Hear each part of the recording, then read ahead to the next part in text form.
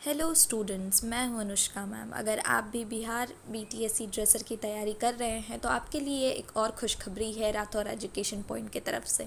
आपके लिए लाया गया है मुकाम सीरीज़, जिसमें आपको बहुत सारे क्वेश्चंस की प्रैक्टिस कराई जाएगी। जो भी इम्पॉर्टेंट टॉपिक्स हैं उन सारे टॉपिक्स से आपको सारे इम्पॉर्टेंट क्वेश्चंस को कवर कराया जाएगा। इस सीरीज़ में आपको हर वीडियो में 50 क्वेश्चंस मिलेंगे। आपको हर क्लास में 50 क्वेश्चन के सेट को प्रैक्टिस कराया जाएगा और ऐसे ऐसे 50 सेट आपको इस सीरीज़ में कंप्लीट कराए जाएंगे। अगर आप इस सीरीज़ के सारे क्वेश्चंस को अच्छे से तैयार कर लेते हैं अपने एग्ज़ाम के लिए, तो इसके बहुत सारे चांसेस हैं कि आपका पढ़ा हुआ क्वेश्चंस ही सारा का सारा एग्ज़ाम में आपको रिपीट होता दिखेगा। अगर आपको भी इस सीरीज़ को डेडिकेटली फॉलो करना है तो आप राठौर एजुकेशन पॉइंट के इस चैनल से लगातार जुड़े रहिए। अगर आप भी एक बैच चाहते हैं जिससे आप बिल्कुल सिस्टमेटिक वे में अपने एग्ज़ाम की तैयारी कर सकें, तो आपके लिए हमारा सूर्या बैच बहुत पहले से लॉन्च हो रखा है। आप इस बैच को ज्वाइन कर सकते हैं। इस बैच को ज्वाइन करने के लिए आपको राठौर एजुकेशन पॉइंट ऐप को प्ले स्टोर से डाउनलोड करना है और हमारे सूर्या बैच को ख़रीदना है। अगर आप एक टेस्ट सीरीज़ भी ढूंढ रहे हैं तो आपको मैं बता दूँ कि इस बैच के साथ आपको टेस्ट सीरीज़ भी बिल्कुल फ्री मिल रहा है। ठीक है, तो आज की क्लास में आज के पहले सेट को हम इस सीरीज़ का शुरू करते हैं। इसका पहला क्वेश्चन आज का हमारा है, प्रसव के समय गर्भाशय की स्थिति कैसी होती है। ठीक है, तो इसके ऑप्शंस क्या क्या हैं? ऊपरी भाग में, निचले भाग में, मध्य में, कोई नहीं। तो प्रसव के समय जो गर्भाशय की स्थिति जो होती है वो मध्य में होती है। ठीक है, जिसके वजह से क्या होता है कि शिशु का जन्म जो है, बेबी का जो बर्थ है वो आसानी से हो सकता है। ठीक है, अगला क्वेश्चन देखते हैं, ऑक्सीजन की कमी होने वाली स्थिति को क्या कहते हैं। तो जब किसी में ऑक्सीजन की कमी हो तो उस स्थिति को हम साइंटिफिक लैंग्वेज में क्या कहते हैं? ऑप्शंस क्या क्या है? हाइपोथर्मिया, हाइपोक्सिया, हाइपरथर्मिया या एनीमिया। तो इसका सही आंसर हम सभी को पता है, इसका सही आंसर है हाइपोक्सिया। हाइपोक्सिया एक ऐसी स्थिति है जिसमें शरीर में ऑक्सीजन यानी O2 की कमी हो जाती है, जो कि एक बहुत ही गंभीर समस्या है। ठीक है, अगला क्वेश्चन देखते हैं, गर्भवती महिला की प्रसव पूर्व देखभाल का उद्देश्य क्या है। ऑप्शंस क्या क्या है? शिशु का वजन बढ़ाना, महिला की मानसिक स्थिति में सुधार करना, गर्भाशय का आकार बढ़ाना या महिला की शारीरिक और मानसिक स्थिति की निगरानी करना। तो एक गर्भवती महिला है, उन्हें हम प्रेगनेंसी के दौरान यानी कि डिलीवरी से पहले, प्रसव पूर्व या प्रेगनेंसी के दौरान, दोनों एक ही चीज़ हुई, उस दौरान कुछ देखभाल देते हैं, जैसा कि आप लोगों ने हॉस्पिटल्स में देखा होगा। तो उसका उद्देश्य क्या है? शिशु के वजन को बढ़ाना, महिला की मानसिक स्थिति में सुधार करना, गर्भाशय का आकार बढ़ाना या महिला की शारीरिक यानी फिजिकल और मानसिक यानी मेंटल स्थिति की निगरानी करना। तो इसका सही आंसर है ऑप्शन नंबर डी। ठीक है, अगला क्वेश्चन देखते हैं, डायरिया के रोगी को कौन सा तरल पदार्थ दिया जाता है। ठीक, तो डायरिया जो है वो एक, जैसा कि हम जानते हैं कि डायरिया एक बीमारी है, तो जो कि बहुत ही कॉमनली देखने को मिल भी जाता है। तो इस दौरान हम रोगी को कौन सा लिक्विड डाइट जो है वो देते हैं? चाय नहीं, जल, ORS या दूध। तो इसमें से सबसे सही आंसर जो है वो है ORS। ठीक है, ये क्या करता है? ये जो आयोनिक बैलेंस है, आयोनिक बैलेंस, बॉडी का आयोनिक बैलेंस को मेंटेन करने में हेल्प करता है और पेशेंट को डिहाइड्रेशन से भी बचाता है। जैसा कि हम जानते हैं कि डायरिया के केस में डिहाइड्रेशन का केसेस बहुत ज़्यादा देखने को मिलता है, तो ये आयोनिक बैलेंस भी मेंटेन करता है और डिहाइड्रेशन से भी पेशेंट को बचाता है। तो डायरिया के दौरान रोगी को हम ORS यानी कि ओरल रिहाइड्रेशन सॉल्यूशन देते हैं। ठीक है, अगला क्वेश्चन, अत्यधिक बुखार होने पर पहला उपचार क्या है। तो ऑप्शंस क्या क्या है? ठंडा पानी देना, गर्म पानी देना, बर्फ़ से सेकना या पानी से शरीर को पोंछना। तो हम लोगों ने ये तो कॉमनली देखा है अपने घरों में भी कि अगर किसी को बुखार बहुत ज़्यादा तेज़ होती है तो हम क्या करते हैं? हम उसे ठंडे पानी का पट्टी देते हैं, पानी से उसके शरीर को पोंछते हैं। इससे क्या होता है? इससे पेशेंट का जो बॉडी टेम्परेचर है वो कंट्रोल में होता है। टेम्परेचर क्या होता है? टेम्परेचर कंट्रोल होता है। ठीक है, कंट्रोल करने में ये हेल्पफुल होता है। ठीक है, अगला क्वेश्चन देखते हैं, आपातकालीन स्थिति में सबसे पहले क्या करना चाहिए। तो अगर कोई भी इमरजेंसी सिचुएशन हो रही है तो हमें सबसे पहले क्या करना चाहिए? ऑप्शंस क्या क्या है? पीड़ित का उपचार करना चाहिए, आपातकालीन सेवाओं को कॉल करना चाहिए, पीड़ित को अस्पताल ले जाना चाहिए या उसे आराम देना चाहिए। तो हमें अगर किसी भी तरह का इमरजेंसी सिचुएशन होता है तो हमें सबसे पहले आपातकालीन सेवाओं को कॉल करना चाहिए। इससे क्या है? आपातकालीन स्थिति में अगर हम ऐसे सेवाओं को सूचित करते हैं तो जल्द से जल्द हेल्प मिलने की चांसेस मेडिकल हेल्प पेशेंट को या जो भी ग्रसित है उसे जल्द से जल्द मेडिकल हेल्प मिलने की सिचुएशंस बढ़ जाते हैं। ठीक है, अगला क्वेश्चन देखते हैं, किसे श्वास की गति कहा जाता है? ठीक है, ब्रीथिंग का जो स्पीड है वो किसे कहा जाता है? ऑप्शंस क्या क्या है? दिल का धड़कना, रक्त का प्रवाह, श्वास की गति या शरीर का तापमान।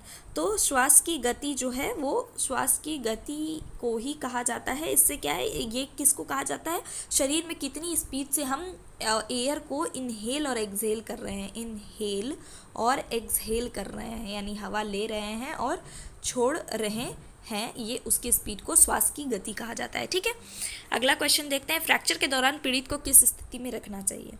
अगर किसी इमरजेंसी सिचुएशन में किसी को फ्रैक्चर हो गया है तो हमें पीड़ित को किस स्थिति में रखना चाहिए? ऑप्शंस क्या क्या है? सीधे लेटा, सीधे लेटना, झुका हुआ रखना, आरामदायक स्थिति में रखना, चलने फिरने देना। तो अगर किसी को फ्रैक्चर हो रखा है तो हमें उसे सबसे पहले कंफर्टेबल स्थिति में रखना चाहिए। ठीक है, ताकि उसको दर्द कम हो और वो ज़्यादा कंफर्टेबल रह सके। ठीक है, उसको ज़्यादा कंफर्ट मिल सके और उसे दर्द कम हो। ठीक है, अगला क्वेश्चन देखते हैं, ब्लड शुगर की सामान्य सीमा क्या है? तो एक नॉर्मल ब्लड शुगर की लेवल क्या होती है? ऑप्शंस क्या क्या है? 90 से 20 mg पर DL, 100 से 130 mg पर DL, 110 से 140 mg पर DL या 120 से 150 mg पर DL। तो ब्लड शुगर का जो नॉर्मल लेवल होता है वो होता है 90 से 120 mg पर DL। अगर इससे ज़्यादा या इससे कम हो तो वो बीमारी के लक्षण होते हैं। ठीक है, अगला क्वेश्चन देखते हैं, आघात, ट्रॉमा के बाद प्राथमिक चिकित्सा में क्या करना चाहिए? अगर किसी को ट्रॉमा का सिचुएशन है तो हमें उसे क्या फर्स्ट एड देना चाहिए? ऑप्शंस क्या क्या है? रक्त स्राव को नियंत्रित करना चाहिए, दर्द निवारक दवा देना चाहिए, शारीरिक गतिविधि में वृद्धि करना चाहिए या पीड़ित को सोने के लिए कहना चाहिए। अगर किसी को ट्रॉमा यानी कि कुछ एक्सीडेंट वगैरह उसके साथ हो जाता है तो उस सिचुएशन में हमें सबसे पहले उसकी ब्लीडिंग यानी ब्लड को बहने से रोकना चाहिए। ठीक है, रक्त स्राव को नियंत्रित करना चाहिए, क्योंकि ज़्यादा ब्लीडिंग होने के कारण पेशेंट शॉक की स्थिति में भी जा सकता है। तो हमें सबसे पहले प्रेशर डाल करके उसके घाव पे और ब्लीडिंग को रोकने का कोशिश करना चाहिए। ठीक है, अगला क्वेश्चन देखते हैं, प्रसव के बाद किस स्थिति में महिला को देखभाल सबसे महत्वपूर्ण होती है? ऑप्शंस क्या क्या है? पहले 24 घंटे, पहले 48 घंटे, पहले 12 घंटे या पहले 72 घंटे। तो प्रसव के बाद पहले 24 घंटे जो होते हैं वो बहुत ही ज़्यादा क्रूशियल होता है। उस दौरान हमें महिला की देखभाल बहुत अच्छी तरह से करनी चाहिए और हमेशा उसका क्या कहते हैं, किसी भी तरह का ब्लीडिंग बहुत ज़्यादा हो रहा है या किसी भी तरह का अन्य कॉम्प्लिकेशंस अगर देखने को मिल रहा है तो उस पर गौर करना चाहिए। किसी भी तरह का कॉम्प्लिकेशंस के लिए हमें महिला पे बहुत ज़्यादा ध्यान रखना चाहिए पहले 24 घंटे के दौरान। ठीक है, प्रसव के बाद, डिलीवरी के बाद पहले 24 घंटे तक। ठीक है, अगला क्वेश्चन देखते हैं, शिशु को स्तनपान के दौरान क्या ध्यान रखना चाहिए? ऑप्शंस क्या क्या है? शिशु को हर 2 घंटे में स्तनपान कराना चाहिए, स्तन को गर्म पानी से धोना चाहिए, स्तनपान के बाद शिशु को सोने देना चाहिए, शिशु को कम से कम 4 घंटे के बाद स्तनपान कराना चाहिए। नहीं, ब्रेस्ट फीडिंग के दौरान हमें जो ध्यान में रखना चाहिए वो ये है कि ब्रेस्ट फीडिंग बच्चे को हर 2 घंटे में कराया जाता है। ठीक है, गर्म पानी से धोना बिल्कुल सही नहीं है, क्योंकि इससे ब्रेस्ट में ड्राइनेस वगैरह आ जाती है जो कि बच्चे के लिए सही नहीं है। ठीक है, और शिशु को सोने देना चाहिए, ये कंपलसरी नहीं है बहुत ज़्यादा, अगर बच्चा सो रहा है तो ठीक है, वरना बहुत ज़्यादा कंपलसरी नहीं है। और असल में हमें 4 घंटे के बाद नहीं, 2 घंटे के बाद ही ब्रेस्ट फीडिंग यानी स्तनपान कराना चाहिए। ठीक है, तो इसका सही आंसर है ऑप्शन नंबर ए। अगला क्वेश्चन देखते हैं, पैरासीटामोल का प्रमुख उपयोग क्या है? पैरासीटामोल किस तरह की दवाई होती है? ये हमें भी जनरली इसका आंसर हर किसी को पता है। ऑप्शंस देखते हैं, बुखार और दर्द को कम करने वाला, सूजन कम करने वाला, रक्त दाब को कम करने वाला या जुकाम की दवा। तो पैरासीटामोल जो होता है वो एक दर्द निवारक और बुखार कम करने वाली दवा है। ठीक है, इसका उपयोग बहुत ही सामान्य रूप से जो सिर दर्द है, बुखार है या थोड़े मोड़े हल्के दर्दों में भी किया जाता है। ठीक है, अगला क्वेश्चन देखते हैं, बुखार के मरीज को किससे देने से बचना चाहिए? ऑप्शंस क्या क्या हैं? गर्म पानी, बर्फ़, बिस्तर पर आराम या शोरगुल। तो बुखार का जो भी मरीज़ है उसे हमें क्या देने से बचना चाहिए? वो है बर्फ़। हमें उसे बर्फ़ देने से बचना चाहिए, क्योंकि इससे क्या हो सकता है, इससे शरीर का जो तापमान है वो बहुत ज़्यादा गिर सकता है। ठीक है, और ये जो है ये खतरनाक स्थिति को खतरनाक मेडिकल कंडीशन को लीड कर सकती है, इसीलिए हमें बर्फ़ देने से हमेशा बचना चाहिए। ठंडा पानी का यूज़ कर सकते हैं बट बर्फ़ नहीं। ठीक है, अगला क्वेश्चन क्या है, दूसरी डिग्री में जलन के उपयुक्त उपचार क्या है। अब हमारे पास कोई सेकेंड डिग्री बर्न का पेशेंट आया है, ठीक है, तो उसमें उपयुक्त उपचार क्या कर सकते हैं। ऑप्शन क्या क्या है, बर्फ़ लगाना, प्रभावित स्थान पर जलन को मलहम लगाना, प्रभावित स्थान को ताज़े पानी से धोना, या हल्के गर्म पानी में डुबाना।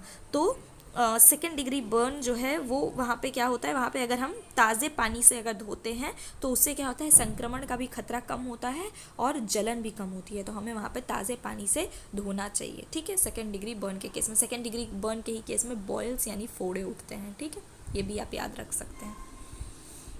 गर्भवती महिला में एनीमिया का प्रमुख कारण क्या हो सकता है। तो एक प्रेग्नेंट वुमेन है तो उसके अंदर एनीमिया का प्रमुख कारण क्या हो सकता है। ऑप्शंस क्या क्या है, फॉलिक एसिड की कमी, आयरन की कमी, कैल्शियम की कमी, या विटामिन B12 की कमी। तो किस चीज़ के कमी के कारण प्रेग्नेंट औरत में एनीमिया का सिचुएशन देखने को मिल सकता है। तो इसका आंसर है आयरन की कमी। आयरन की कमी के कारण हेमोग्लोबिन जो है बॉडी में वो लो हो जाता है और एनीमिया हो जाता है प्रेग्नेंट वुमेन में। तो प्रेग्नेंट वुमेन में जो एनीमिया है वो आयरन की कमी के कारण होता है, क्योंकि इससे शिशु का डेवलपमेंट में क्या होता है, आयरन का बहुत ज़्यादा यूज़ होता है। तो उसके कारण बॉडी में एनीमिया की कमी बहुत ज़्यादा देखने को मिल सकती है और एनीमिया होने के चांसेस प्रेग्नेंट वुमेन में बढ़ सकते हैं। इसीलिए हॉस्पिटल से प्रेगनेंसी के दौरान आयरन और फॉलिक एसिड की गोली भी प्रेग्नेंट औरतों को दी जाती है, अगर आपने नोटिस किया हो तो, ठीक है। अगला क्वेश्चन हम देखते हैं, सिर दर्द के लिए सबसे सामान्य उपचार क्या है। ऑप्शंस क्या क्या है, गर्म स्नान, दर्द निवारक दवाइयाँ, आरामदायक माहौल, या दोनों बी और सी। तो सिर दर्द के लिए सबसे सामान्य उपचार जो है वो दर्द निवारक दवाइयाँ ले सकते हैं, आरामदायक माहौल में यानी रिलैक्स कर सकते हैं, ठीक है, अगर पेशेंट रिलैक्स मोड में, क्योंकि कई बार सिर दर्द जो होता है वो स्ट्रेस वगैरह के कारण भी होता है, नॉइज़ के कारण, हल्ला जो हो रहा है उसके वजह से भी होता है। तो ये दोनों ही ज़रूरी है, यानी कि दोनों बी और सी, ऑप्शन नंबर डी सही है, ठीक है। अगला क्वेश्चन देखते हैं, हाइपोथर्मिया का इलाज क्या है। हाइपोथर्मिया का मतलब क्या होता है, हाइपोथर्मिया का मतलब होता है जब शरीर का तापमान बहुत कम हो जाए, नॉर्मल से कम हो जाए, यानी 98.6 डिग्री फ़ारेनहाइट से कम हो जाए तो उसको हम हाइपोथर्मिया कहते हैं, और अगर इससे ज़्यादा हो जाए तो हाइपरथर्मिया कहते हैं, ठीक है। इसका इलाज क्या क्या है ये इस क्वेश्चन में पूछना चाह रहा है। ऑप्शंस क्या क्या है, गर्म पानी से स्नान कराना, ठंडे वातावरण से बाहर निकलना, गर्म कपड़े पहनना, ये दोनों बी और सी। तो अगर किसी का टेम्परेचर बहुत ज़्यादा लो हो गया है तो उसमें हमें क्या करना चाहिए, उसे हमें ठंड वातावरण से बाहर निकालना चाहिए और क्या करना चाहिए, और गर्म कपड़े पहनाना चाहिए, यानी दोनों बी और सी ऑप्शन सही है। ऑप्शन नंबर डी इसका करेक्ट आंसर है। अगला क्वेश्चन क्या है, आपातकालीन स्थिति में CPR का क्या उद्देश्य है, ठीक है। तो किसी भी इमरजेंसी सिचुएशन में CPR देने का उद्देश्य क्या होता है। ऑप्शंस क्या क्या है, हृदय की धड़कन को सामान्य करना, श्वास की प्रक्रिया को फिर से शुरू करना, रक्त प्रवाह को सामान्य करना, या सभी उपयुक्त। तो CPR जो होता है वो एयरवे, ब्रीथिंग और सर्कुलेशन, ये तीनों के लिए होता है। तो हृदय की धड़कना को सामान्य करने के लिए भी होता है, श्वास की प्रक्रिया, अगर ब्रीथिंग रुक गई है तो उसको शुरू कराने के लिए भी हम CPR देते हैं, क्योंकि CPR में हम हवा देते हैं ना मुंह के थ्रू या एयर पंप के थ्रू, तो उससे क्या है, ब्रीथिंग भी वापस आती है और सर्कुलेशन भी नॉर्मल होता है। तो इसीलिए इसका सही आंसर है सभी उपयुक्त, तो ऑप्शन नंबर डी, ठीक है। CPR जो होता है यानी कार्डियोपल्मोनरी रिससिटेशन, उसका ये उद्देश्य जो है वो तीनों ही है, ठीक है। अगला क्वेश्चन देखते हैं, गर्भवती महिला में खून की कमी के कारण कौन सा लक्षण प्रकट हो सकता है। अब एक प्रेग्नेंट औरत है जिसमें खून की कमी हो चुकी है, तो उसमें क्या क्या लक्षण दिख सकते हैं। ऑप्शंस क्या क्या हैं, चक्कर आना, उल्टी होना, भूख कम लगना, या उच्च रक्तचाप। तो अगर गर्भवती महिला में खून की कमी का सिचुएशन देखने को मिल रहा है तो इससे क्या है, चक्कर आना कॉमनली देखा जाता है, उसे थकान लग सकता है, कमज़ोरी यानी वीकनेस भी देखने को मिल सकता है, ठीक है। ये कुछ सामान्य लक्षण हैं, ठीक है। अगला क्वेश्चन देखते हैं, रक्तचाप की सामान्य सीमा क्या होती है। ये तो हमें भी पता है कि नॉर्मल BP क्या होता है एडल्ट में, ठीक है, एडल्ट का नॉर्मल BP क्या है। ऑप्शंस क्या क्या हैं, ऑप्शंस हैं 120/80 mmHg, 110/70 mmHg, 130/90 mmHg, या 140/100 mmHg। तो हमें भी पता है कि नॉर्मल BP एडल्ट का जो होता है वो 120/80 mmHg होता है। इससे ऊपर या नीचे हो तो वो हाई BP या लो BP की सिचुएशंस हो सकती है, ठीक है। अगला क्वेश्चन देखते हैं, अगला क्वेश्चन है डायबिटीज़ मेलाइटस के रोगी को किस प्रकार का आहार दिया जाना चाहिए। ठीक है, तो एक डायबिटीज़ मेलाइटस का अगर पेशेंट हमारे सामने है तो उसे हमें किस तरह का खाना देना चाहिए। ऑप्शंस क्या क्या है, उच्च वसा वाला आहार, उच्च कार्बोहाइड्रेट वाला आहार, उच्च प्रोटीन वाला आहार, या कम कार्बोहाइड्रेट उच्च फाइबर वाला आहार। तो डायबिटीज़ मेलाइटस जो सिचुएशन है उसमें क्या होता है, उसमें ब्लड शुगर लेवल जो होता है वो बढ़ा होता है, ब्लड शुगर लेवल जो होता है वो नॉर्मल से बढ़ा होता है। ठीक है, बढ़ा होता है। तो इस सिचुएशन में हम उसको कम कार्बोहाइड्रेट यानी कम शुगर और उच्च फाइबर वाला आहार देंगे। ऑप्शन नंबर डी सही आंसर है। ठीक है, अगला क्वेश्चन देखते हैं, जब कोई व्यक्ति अचानक बेहोश हो जाता है तो पहले क्या करना चाहिए। ठीक है, अगर कोई व्यक्ति अचानक से बेहोश हो जाए तो हमें सबसे पहले क्या करना चाहिए। ऑप्शंस क्या क्या, उसे सोने के लिए कहें, सिर को नीचे करके पैर ऊपर करें, उसे पानी पिलाएं, श्वास परीक्षण करें। तो अगर कोई व्यक्ति अचानक से बेहोश हो जा रहा है तो सबसे पहले हमें उसकी श्वास परीक्षण करना चाहिए कि वो ब्रीथ कर रहा है या नहीं, उसकी सांस सही सलामत चल रही हैं या नहीं, ताकि इससे पता चल सके कि उसे कौन सी फर्स्ट एड पहले देनी है। ठीक है, इसीलिए हमें सबसे पहले श्वास परीक्षण करना चाहिए। ठीक है, अगला क्वेश्चन देखते हैं, गर्भवती महिला में कौन सी विटामिन सबसे ज़्यादा आवश्यक होती है। तो ऑप्शंस क्या क्या हैं, vitamin A, vitamin B12, folic acid या विटामिन डी। तो गर्भवती महिला में क्या है, गर्भवती महिला में नर्वस सिस्टम का विकास के लिए ताकि बेबी में, देखिए नर्वस सिस्टम, बच्चा एक गर्भवती महिला है तो उनमें जो बेबी पल रहा है उसमें किसी भी तरह का नर्वस सिस्टम का डिसऑर्डर ना हो और उसका किसी भी तरह का बाई बर्थ जन्म से जो रोग होते हैं उसके कम से कम चांसेस हों, इसके लिए हमें उसमें फॉलिक एसिड होना बहुत ज़रूरी है। तो कौन सी विटामिन की सबसे ज़्यादा आवश्यकता होती है, वो होती है फॉलिक एसिड की। ठीक है, अगला क्वेश्चन देखते हैं, पेट में गैस बनने के कारण कौन सा लक्षण हो सकता है। ऑप्शंस क्या क्या है, सिर दर्द, पेट में दर्द और सूजन, बुखार या श्वास की समस्या। तो पेट में गैस बनने के कारण कौन सा लक्षण हो सकता है, इसका सही आंसर क्या है, पेट में दर्द और सूजन। पेट में दर्द जो है वो पेट में गैस बनने के कारण होता है, या फिर सूजन हो सकता है, या फिर बेचैनी भी हो सकती है। ठीक है, तो इसका सही आंसर है ऑप्शन नंबर बी। अगला क्वेश्चन क्या है, आपातकालीन स्थिति में सबसे पहले कौन सा कदम उठाना चाहिए।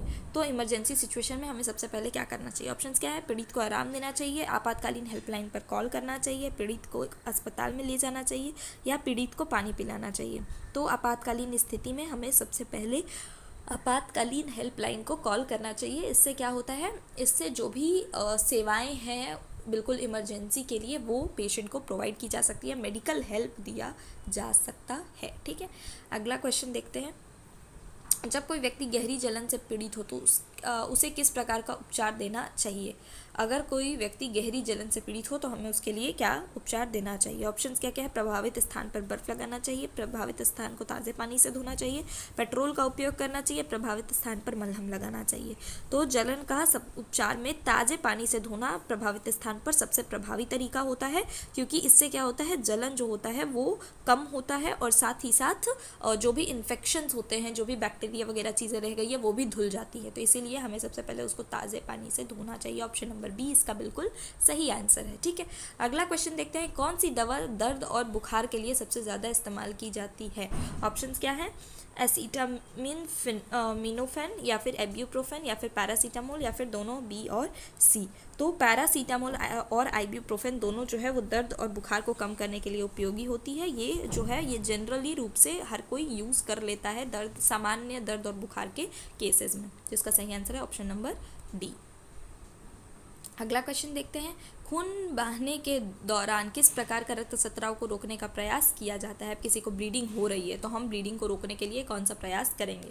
ऑप्शंस क्या क्या है, घाव को न गुनगुने पानी से धोना, घाव को साफ कपड़े से दबाना, घाव पर बर्फ़ लगाना या घाव को खुला छोड़ देना। तो ये बहुत ही इजी से सवाल है, इसका आंसर हम सभी को पता है कि घाव को साफ कपड़े से दबाने यानी प्रेशर से हम क्या करते हैं, ब्लीडिंग को रोकने का कोशिश करते हैं प्रेशर से। ठीक है, अगला क्वेश्चन देखते हैं, एंटीबायोटिक दवाओं का मुख्य उद्देश्य क्या है। एंटीबायोटिक जो दवा हैं उनका मुख्य उद्देश्य क्या होता है। ऑप्शंस क्या क्या हैं, बुखार को कम करना, संक्रमण को ठीक करना, दर्द को कम करना, रक्त दाब को नियंत्रित करना। तो एंटीबायोटिक जो होते हैं इसके नाम से ही पता चल रहा है एंटीबायोटिक, यानी ये क्या करते हैं, संक्रमण को ठीक करने का काम करते हैं। ठीक है, उसके इलाज में यूज़ होते हैं। ठीक है, अगला क्वेश्चन देखते हैं, किससे चक्कर आने के लिए प्रमुख कारण माना जाता है? चक्कर आने का प्रमुख कारण किसे माना जाता है? ऑप्शंस क्या क्या है? उच्च रक्तचाप, कम रक्त शर्करा, सामान्य थकान या हल्की चोट। तो कम रक्त शर्करा जो है हाइपोग्लाइसीमिया, इसके कारण व्यक्ति को चक्कर आने के सबसे ज़्यादा चांसेस होते हैं। हाइपोग्लाइसीमिया के कारण चांसेस बहुत ज़्यादा होते हैं कि पेशेंट को चक्कर आए। हाइपोग्लाइसीमिया क्या है? हाइपोग्लाइसीमिया एक सिचुएशन है जिसमें ग्लूकोज का लेवल बॉडी में कम हो जाता है। ठीक है, कम रक्त शर्करा यानी कि लो ब्लड शुगर हाइपोग्लाइसीमिया का सिचुएशन है। ठीक है, अगला क्वेश्चन देखते हैं, शरीर में के तापमान में अचानक वृद्धि को क्या कहा जाता है? शरीर में तापमान के अचानक वृद्धि को क्या कहा जाता है, यानी बॉडी टेम्परेचर राइज हो जाने को? ऑप्शंस क्या क्या है? हाइपोक्सिया, हाइपोथर्मिया, हाइपरथर्मिया या हाइपोटेंशन। तो ये मैंने पहले ही बताया है, ऊपर भी एक क्वेश्चन को एक्सप्लेन करते वक्त बताया है कि अगर टेम्परेचर बढ़ जाए, अगर बॉडी टेम्परेचर क्या हो, इंक्रीज हो जाए, तो हम उसको क्या कहते हैं? हाइपरथर्मिया कहते हैं। ठीक है, ऑप्शन नंबर सी इसका सही आंसर है। अगला क्वेश्चन है, गर्भवती महिला में रक्तस्राव के कारण क्या हो सकते हैं? तो गर्भवती महिला में अगर ब्लीडिंग दिख रही है तो उसका कारण क्या हो सकता है? ऑप्शंस क्या क्या हैं? उच्च रक्तचाप, गर्भपात, गर्भाशय का संक्रमण या सभी उपयुक्त। तो गर्भवती महिला में अगर ब्लीडिंग देख जा रहा है तो उसका क्या क्या वजह हो सकता है? गर्भपात भी हो सकता है, हाई ब्लड प्रेशर भी हो सकता है, गर्भाशय में संक्रमण यानी इन्फेक्शन भी हो सकता है। तो इसीलिए इसका सही आंसर है उपयुक्त सभी। इन सभी कारणों के कारण ब्लीडिंग देखने को मिल सकती है एक प्रेग्नेंट औरत में। ठीक है, अगला क्वेश्चन है, दूसरी डिग्री में जलन का किस प्रकार का उपचार करना चाहिए? तो दूसरी डिग्री अगर बर्न है तो किस प्रकार का उपचार करना चाहिए? ऑप्शंस क्या क्या हैं? बर्फ लगाना, जलन वाले स्थान को पानी से धोना, प्रभावित हिस्से को मलहम लगाना, दोनों बी और सी। तो जलन वाले स्थान को पानी से धोना और प्रभावित हिस्से पर मलहम लगाना, ये दोनों चीज़ें हम कर सकते हैं दूसरी डिग्री बर्न के सिचुएशन में। इसका सही आंसर है ऑप्शन नंबर डी। इससे धोने से क्या है? जलन कम होती है और साथ ही साथ इन्फेक्शन भी कंट्रोल होता है, और मलहम लगाने से चीज़ें हील जल्दी करती हैं, यानी जल्दी से जल्दी ठीक होती हैं। ठीक है, अगला क्वेश्चन देखते हैं, दिल की धड़कन की समस्या सामान्य दर क्या होती है? अच्छा, मतलब हार्ट बीट का नॉर्मल रेट क्या होता है? रेट क्या होता है हार्ट बीट का? रेट ऑफ हार्ट बीट, ठीक है, नॉर्मली क्या होता है, ये इसमें पूछना चाह रहा है। ठीक है, तो ऑप्शंस देखते हैं, 50 से 60 बीट्स पर मिनट, 60 से 100 बीट्स पर मिनट, 100 से 120 बीट्स पर मिनट या 120 से 140 बीट्स पर मिनट। तो इसका आंसर हम सभी को पता है कि इसका आंसर है 60 से 120 बीट्स पर मिनट की रफ्तार से हमारा हार्ट जो है, हमारा दिल जो है वो धड़कता है। ठीक है, जो कि हम जनरली 72 बीट्स पर मिनट भी बोल देते हैं एवरेज निकाल करके। ठीक है, अगला क्वेश्चन देखते हैं, फ्रैक्चर के बाद क्यों सूजन होती है? फ्रैक्चर के बाद हमें सूजन देखने को मिलता ही है, हम सूजन देख करके ही बताते हैं सूजन और दर्द के कारण ही कि लग रहा है पेशेंट को फ्रैक्चर हो रखा है। ठीक है, तो ये फ्रैक्चर, ये सूजन जो है वो होता क्यों है? इसके ऑप्शंस देख लेते हैं, ब्लीडिंग के कारण, हड्डी का टूटना, जख्म का संक्रमण या लसिका द्रव का एकत्रित होना। तो फ्रैक्चर के बाद सूजन क्या क्यों होता है? सूजन होता है लसिका द्रव के एकत्रित होने के कारण। ठीक है, ये इसका सही आंसर है। फ्रैक्चर के बाद उस एरिया में लसिका द्रव जो है वो एकत्रित हो जाती है, जिसके कारण सूजन होता है। अगला क्वेश्चन देखते हैं, घाव में संक्रमण का लक्षण क्या हो सकता है? तो घाव में संक्रमण यानी इन्फेक्शन हो चुका है, ये हमें कैसे पता चलेगा? ऑप्शंस क्या क्या है? लालिमा और सूजन, दर्द और मवाद, बुखार या सभी उपयुक्त। तो अगर लालिमा और सूजन देखने को मिल रही है यानी रेडनेस और स्वेलिंग देखने को मिल रही है, दर्द या पस किसी भी तरह का मवाद निकल रहा है या फिर बुखार है, तो ये सभी जो सिम्टम्स हैं वो घाव में संक्रमण के हैं, यानी कि ऑप्शन नंबर डी इसका सही आंसर है। ठीक है, अगला क्वेश्चन देखते हैं, गर्भवती महिला का कौन सा शारीरिक व्यायाम करना चाहिए? तो एक प्रेग्नेंट औरत को कौन सा एक्सरसाइज करना चाहिए? ऑप्शंस क्या क्या हैं? तेज़ दौड़, योग और हल्की वॉक, वज़न उठाना या कोई व्यायाम नहीं करना चाहिए। तो गर्भवती महिला को बहुत ही ज़्यादा आराम करने की ज़रूरत होती है, जिससे बेबी को जो है वो डेवलपमेंट में हेल्प मिलता है, और साथ ही साथ हल्की वॉक करती रहनी चाहिए ताकि बॉडी फिटनेस बनी रहे, और योगा बहुत ही ज़्यादा हेल्पफुल होता है, यानी कि ऑप्शन नंबर बी बिल्कुल सही आंसर है। वज़न उठाना नहीं चाहिए, इससे क्या होता है, इससे मिसकैरेज के चांसेस होते हैं, तेज़ दौड़ना भी नहीं चाहिए, और कोई व्यायाम नहीं करना चाहिए, ये भी कहना सही नहीं है, क्योंकि एक्सरसाइज जो है वो बॉडी फिटनेस को मेंटेन करने में हमेशा ही एक अच्छा रोल निभाता है। इसका सही आंसर है ऑप्शन नंबर बी, यानी योग करना चाहिए, योगा करना चाहिए और हल्की वॉक करना चाहिए। ठीक है। जन्म के समय शिशु की सामान्य वजन सीमा क्या होती है? तो एक नॉर्मल बर्थ वेट क्या होता है? बर्थ वेट नॉर्मल क्या होता है, ये इस क्वेश्चन में पूछ रहा है। ठीक है, तो नॉर्मल बर्थ वेट क्या होता है? ऑप्शंस देखते हैं। 2 से 2.5 kg, 2.5 से 3 kg, 3 से 3.5 kg, या 3.5 kg से 4 kg। तो सही आंसर क्या है? जो normal body weight birth weight baby का जो होता है वो होता है 2.5 से 3 kg। ठीक है, अगला क्वेश्चन देखते हैं। हाइपॉक्सिया का मुख्य कारण क्या हो सकता है? हाइपॉक्सिया का मुख्य कारण क्या हो सकता है? तो ऑप्शंस क्या क्या है? रक्त दाब का बढ़ना, रक्त में ऑक्सीजन का कम होना, शरीर में पानी की कमी होना, या शरीर का अत्यधिक गर्म होना। तो हाइपॉक्सिया जो है वो रक्त में ऑक्सीजन यानी O2 की कमी को हाइपॉक्सिया कहते हैं। ठीक है, हाइपॉक्सिया वो सिचुएशन है जिसमें बॉडी में ऑक्सीजन की कमी हो जाती है, इससे बॉडी फंक्शन जो है वो प्रॉपर नहीं हो सकता है, हमारा बॉडी जो है वो नॉर्मल फंक्शन नहीं कर पाता है, क्योंकि उसको नॉर्मल अमाउंट में ऑक्सीजन नहीं पहुंच रहा है इस वजह से। ठीक है, अगला क्वेश्चन देखते हैं। अगला क्वेश्चन है, सामान्य तापमान की सीमा क्या होती है? तो सामान्य तापमान की सीमा क्या होती है? ऑप्शंस क्या क्या हैं? 36 से 37 डिग्री सेल्सियस, 35 से 36 डिग्री सेल्सियस, 37 से 38 डिग्री सेल्सियस, या 38 से 39 डिग्री सेल्सियस। तो नॉर्मल बॉडी टेम्परेचर जो होता है वो 36 से 37 डिग्री सेल्सियस तक के बीच में होता है। इससे ज़्यादा तापमान जो होता है वो फीवर के लक्षण हो सकते हैं, और इससे कम तापमान भी बहुत ही ज़्यादा हानिकारक हो सकता है। ठीक है, क्वेश्चन देखते हैं। अगला क्वेश्चन है, डायबिटीज़ के मरीजों को किस प्रकार का आहार लेना चाहिए? तो अगर एक हमारे सामने डायबिटीज़ का पेशेंट है जिसका ब्लड शुगर ऑलरेडी बढ़ा हुआ है, जिसका ब्लड शुगर जो है वो ऑलरेडी बढ़ा हुआ है, वो डायबिटीज़ का पेशेंट है, तो उसे हमें कौन सा आहार देना चाहिए? ऑप्शंस क्या क्या है? उच्च कैलोरी वाला, उच्च कार्बोहाइड्रेट और उच्च प्रोटीन वाला, कम कैलोरी वाला और कम कार्बोहाइड्रेट वाला आहार, या उच्च वसा वाला आहार। तो हमें उसे कम कैलोरी और कम कार्बोहाइड्रेट वाला आहार देना चाहिए, ताकि उसका डायबिटीज़ जो है वो कंट्रोल में रहे, और उसमें किसी तरह का कोई जो बोलते हैं ना एक्सट्रीम मेडिकल सिचुएशन ना देखना पड़े, और उसकी तबीयत और ना बिगड़े, उसका बॉडी नॉर्मल फंक्शन कर पाए, इसलिए हमें उसे कम कैलोरी और कम कार्बोहाइड्रेट वाला आहार देना चाहिए। अगला क्वेश्चन देखते हैं। सांप के काटने के बाद तुरंत क्या करना चाहिए? तो सांप के काटने के बाद हमें तुरंत क्या करना चाहिए? ऑप्शंस क्या क्या है? प्रभावित अंग को मोड़ना चाहिए, प्रभावित अंग को ऊपर उठाना चाहिए, प्रभावित अंग को आराम से रखना चाहिए और अस्पताल जाना चाहिए, प्रभावित अंग को सेकना चाहिए।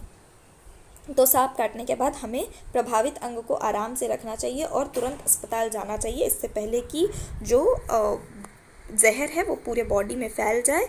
हमें क्या करना चाहिए? जल्द से जल्द अस्पताल पहुंचना चाहिए। ठीक है, अगला क्वेश्चन देखते हैं।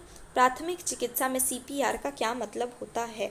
तो CPR का फुल फॉर्म फर्स्ट एड में क्या होता है ये पूछ रहा है। ऑप्शंस क्या क्या हैं? कार्डियो पल्मोनरी रेजुसिटेशन, कार्डियो पेसमेकर रेजुसिटेशन, कार्डियोपैथेसिया रेजुसिटेशन, या कार्बोनेटेड प्लाज्मा रेजुसिटेशन। तो ये हमें पता है कि CPR का फुल फॉर्म क्या होता है। CPR का फुल फॉर्म होता है कार्डियो पल्मोनरी रेससिटेशन। इसका सही आंसर है ऑप्शन नंबर ए। अगला क्वेश्चन देखते हैं। बीमारियों की रोकथाम के लिए सबसे प्रभावी तरीका क्या होता है? बीमारियों की रोकथाम यानी कि बीमारी होने से पहले हम उसको कैसे रोक सकते हैं? ऑप्शंस क्या क्या हैं? इलाज करना, निदान करना, टीकाकरण, या सर्जरी करना। तो कई बीमारियों को हम होने से पहले ही रोक सकते हैं। कैसे? तो टीकाकरण, वैक्सीन से। वैक्सीन जो है वो बीमारी होने से पहले ही उसे रोकने में बहुत ही ज़्यादा कारीगर होती है। ठीक है, अगला क्वेश्चन देखते हैं। टेटनस के लक्षण क्या होते हैं? शरीर में कठोरता एवं ऐंठन, बुखार और सिरदर्द, शरीर में सूजन, तेज खांसी और गले में जलन। तो टेटनस जो होता है वो एक बहुत ही गंभीर बीमारी है। ये टेटनस जो है वो इन्फेक्शन के कारण होता है, और ये क्या करता है? ये शरीर में कठोरता और ऐंठन के इसके जो है वो क्या है? सिम्टम्स हैं। सिम्टम्स क्या हैं? सिम्टम्स हैं ऐंठन और कठोरता। ये क्या है? ये खास करके जबड़ों और गर्दन में ऐंठन और कठोरता सबसे पहले दिखाता है। इसका आंसर है ऑप्शन नंबर ए। अगला क्वेश्चन देखते हैं। पानी में डूबने वाले व्यक्ति को किस प्रकार से निकालना चाहिए?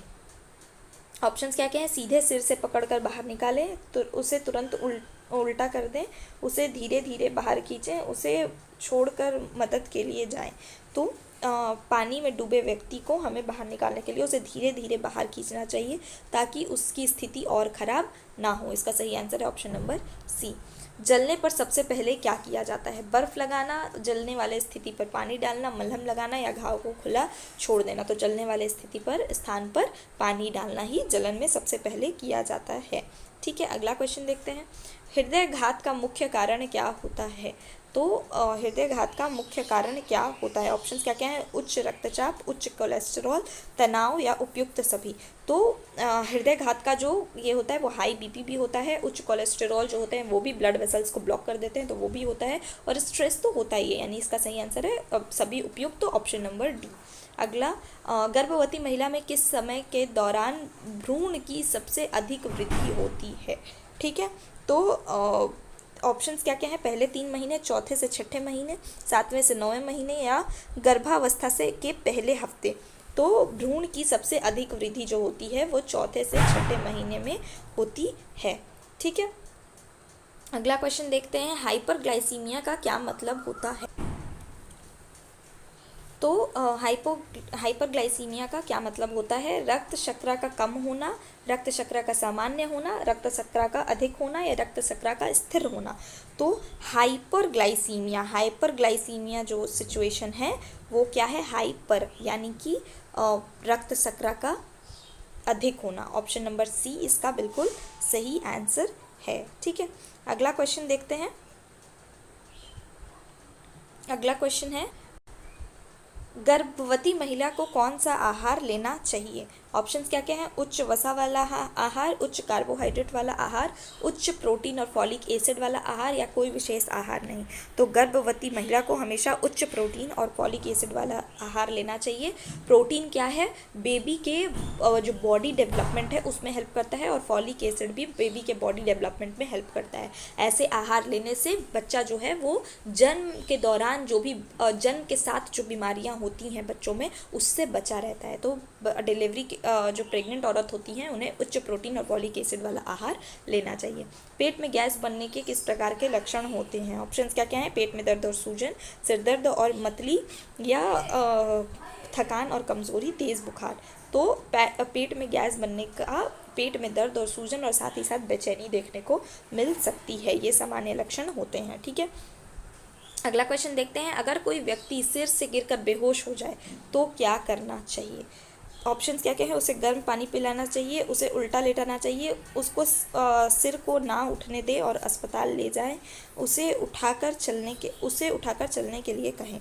अगर कोई व्यक्ति सिर के बल गिरा है, सिर से गिरकर बेहोश हो गया है, तो हमें उस सिचुएशन में तुरंत उसे अस्पताल लेकर जाना चाहिए, और सिर में चोट के कारण गंभीर समस्या ना हो इस बात के लिए हमें उसके सिर को ना उठने देना चाहिए। इसका सही आंसर है ऑप्शन नंबर सी। ठीक है, अगला क्वेश्चन देखते हैं। हाइपोटेंशन का क्या मतलब होता है? ठीक है, हाइपोटेंशन अभी तक बहुत बार हमने ऑप्शंस में देखा ना, तो आपके दिमाग में आ रहा होगा कि हाइपोटेंशन का क्या मतलब होता है। तो ऑप्शंस क्या क्या हैं? रक्तदाब का बढ़ना, रक्तदाब का सामान्य होना, रक्तदाब का कम होना या रक्तदाब का स्थिर होना। तो हाइपोटेंशन का स्थिति होता है हाइपो। जहाँ भी वर्ड हाइपो लिखा हो उसका मतलब होता है कम। ठीक है, और जहाँ भी वर्ड हाइपर लिखा हो उसका मतलब होता है ज़्यादा। ठीक है, तो हाइपोटेंशन यानी रक्तदाब का कम होना, बीपी का नॉर्मल से कम होना हाइपोटेंशन का सिचुएशन होता है। ठीक है, अगला क्वेश्चन देखते हैं। शरीर में पानी की कमी का मुख्य कारण क्या हो सकता है?